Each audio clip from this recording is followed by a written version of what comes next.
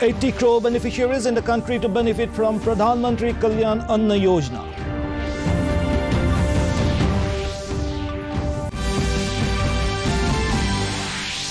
TMC Chief Mamata Banerjee is sworn in as the Chief Minister of West Bengal.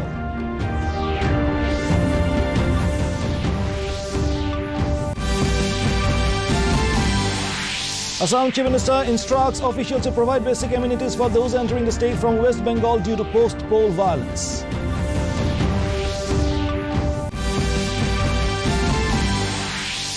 Nagaland State Health and Family Welfare Minister visits oxygen generating plant site. 3 new plants to come up.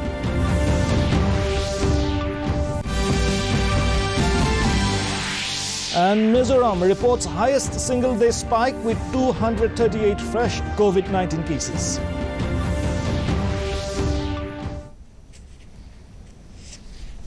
A very good evening, viewers. Welcome to the Northeast News Bulletin from the studios of DDK Guwahati. This is Hansraj, and now the stories in detail. Chaired by Prime Minister Narendra Modi, the Cabinet today gave its approval for allocation of additional food grains to all beneficiaries of National Food Security Act for 2 additional months of May and June this year. The Cabinet today gave its ex post facto approval to this decision, under which 5 kilograms of rice or wheat per person per month will be given to about 80 crore beneficiaries in the country. The announcement towards allocation of additional food grain under the third phase of Pradhan Mantri Garib Kalyan Anna Yojana for another period of 2 months was made by the centre last month. With the third phase of vaccination in process, the centre has provided over 17 crore 2 lakh free vaccine doses to the states and union territories so far. Out of this, nearly 16 crore 8 lakh doses have been used, which also includes some wastage.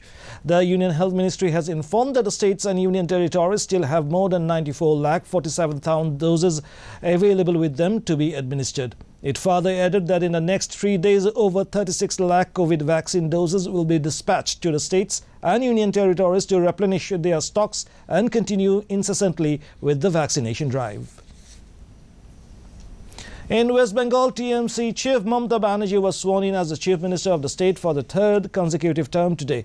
Governor Jagdeep Dhankar administered her oath of office and secrecy at a simple ceremony held at the Raj Bhavan in Kolkata, keeping in mind all COVID protocols. The swearing in of the newly elected MLAs will be held in the Assembly House in 2 phases tomorrow and the day after. Meanwhile, Prime Minister Narendra Modi congratulated Mamata Banerjee for the same.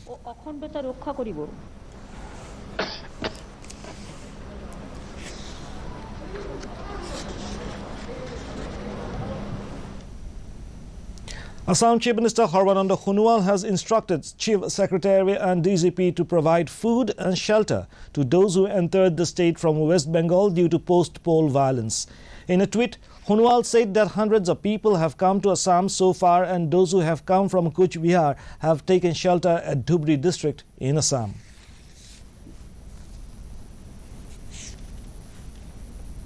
The Election Commission of India has taken note of a recent narrative relating to its position in relation to media. In the context of involvement of media, the Commission wishes to clarify that it stands sincerely committed to its faith in free media. The Commission as a whole and each one of its members recognize the positive role played by media in the conduct of all elections in the past and present and in strengthening electoral democracy in the country. The Election Commission was unanimous that before Honourable Supreme Court there should not be any prayer for restriction on media reporting. The Commission very specially recognizes media's role in enhancing effectiveness of election management and in reinforcing transparency from the very beginning of election process till the end. Nagaland State Health and Family Welfare Minister Pangyo Phom visited the oxygen generating plant site today at the Naga Hospital Authority, Kohima. The minister said that the oxygen generating plant was the need of the state. 3 oxygen plants have reached the state, each for Kohima, Dimapur and Mokokchung. This will be installed after going through the testing process and certification. The health minister added that this will be able to produce 300 litres oxygen per minute, which means it will produce 432,000 litres per day. The setting up of all these plants at all the district hospitals will enable the COVID-19 symptomatic cases and patients with breathing difficulty to receive uninterrupted oxygen supply. All have sent to the by within this week. This will be functional, and as of now, we have enough stock in the state. And with the coming up new oxygen plant, Ohima, after that Dimapur and Mokkyong, I think that will be good enough for the state. Vaccination for journalists starts at Guwahati Press Club as the government recognizes the fourth pillar of democracy as frontline warriors against COVID. Journalists between the age group of 18 to 44 years shall be inoculated in a phased manner beginning from today.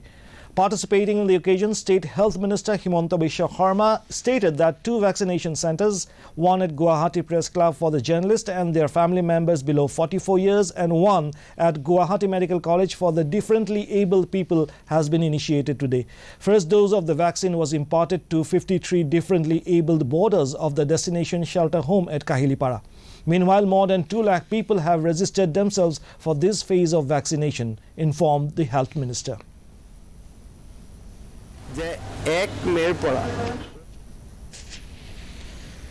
Mizoram has reported 238 fresh COVID-19 cases in the last 24 hours, which is the highest single-day spike in the state since the outbreak of the pandemic. Meanwhile, the existing COVID care center has been packed with the alarming spurt of new COVID-19 cases. In view of this, Mizoram Health and Family Welfare Minister Dr. R. Lalthangliana said that the CCC will be upgraded and developed in the existing government buildings. He said that accounts and treasury building in Mineko will be developed into 200-bed capacity COVID care center. Apart from this, Aizawl College new building in Molpwe and the MRB building Mineko will also be renovated into new COVID care center. He further added that currently there is a shortage of remdesivir in the state. In the COVID update from the country, coming as a respite, the cumulative share of active COVID cases in the country has declined to comprise nearly 16.87% of the total reported cases. Currently, the total number of active cases comprises of over 34,87,000. According to the Health and Family Welfare Ministry, over 3,38,000 patients have recovered within the last 24 hours. With that, over 1 crore 69 lakh people have recovered in the country. Meanwhile, with 3,780 deaths being reported in the last 24 hours, the cumulative death toll in the country stands at 2,26,188.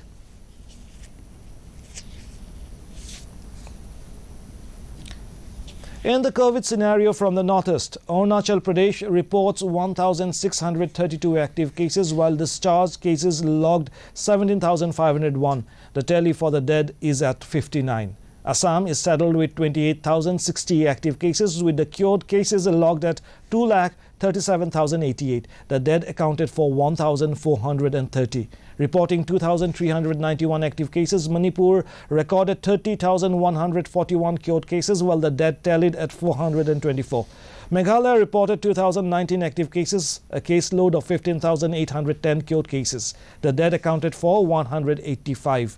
With a caseload of 1,609 active cases, Mizoram logged 5,168 discharged cases, while the death toll has gone up to 17. Nagaland reported 1,798 active cases with 12,801 released cases. The death tallied at 118. Sikkim has a caseload of 1,930 active cases, 6,617 cure cases. The tally for the dead is 151. Lastly, in Tripura, active cases have touched 1,905, while discharged cases logged at 33,929. The dead accounted for is 400. Chief Minister Conrad Sangma in a tweet said that immediate measures are being taken to contain the spread through imposition of complete lockdown in East Khasi Hills, seeing the rise in fresh COVID cases.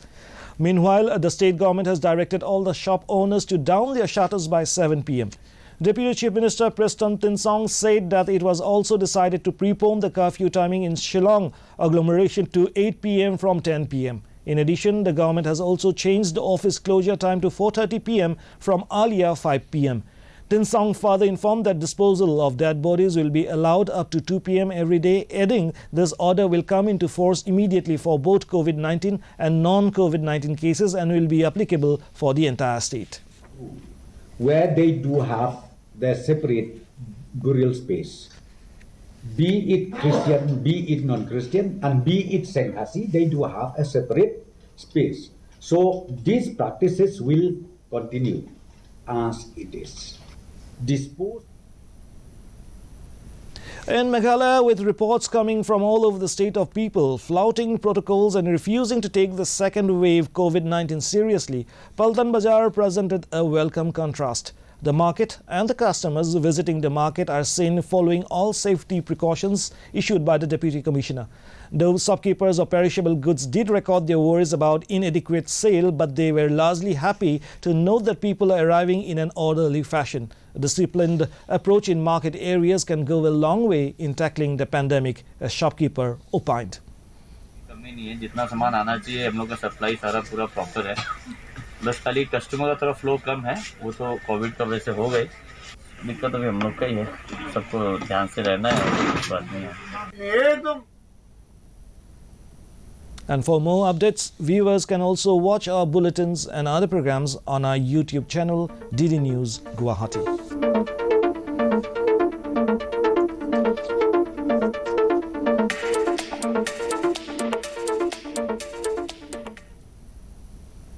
And to end the news, the main points once again. 80 crore beneficiaries in the country to benefit from Pradhan Mantri Kalyan Anna Yojana.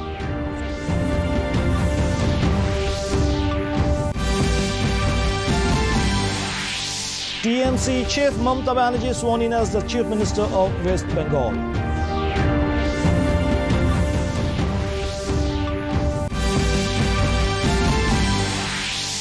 Assam Chief Minister instructs officials to provide basic amenities for those entering the state from West Bengal due to post-poll violence.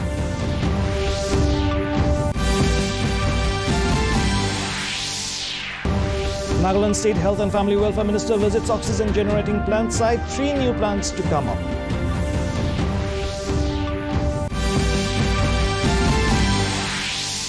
And Mizoram reports highest single-day spike with 238 fresh COVID-19 cases.